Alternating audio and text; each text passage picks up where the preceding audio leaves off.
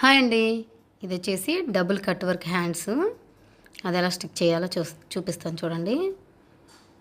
ఇది వచ్చేసి buckram paper పైన మనం కట్ వర్క్ ఎంత కావాలి అనేది డ్రా చేసుకొని దాన్ని కట్ చేసుకోవాలి.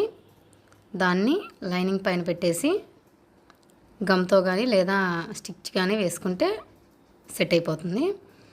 ఇది వచ్చేసి లోపల వేసినప్పుడు క్యాన్ క్లాత్ కొన్ని క్లాతులు అయితే కనిపిస్తాయండి. కనిపించే అయితే డబుల్ లైనింగ్ వేయాలి, కనిపించినవి అయితే సింగిల్ లైనింగ్ వేస్తే సరిపోతుంది.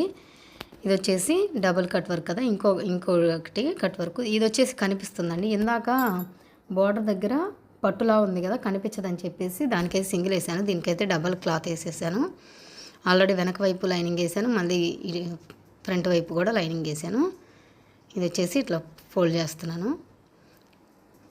పట్టు కాబట్టి ఫస్ట్ ఉన్నది, ఇప్పుడు వచ్చేసి ప్లెయిన్ క్లాత్ని వచ్చేలా సెట్ చేసేసాను.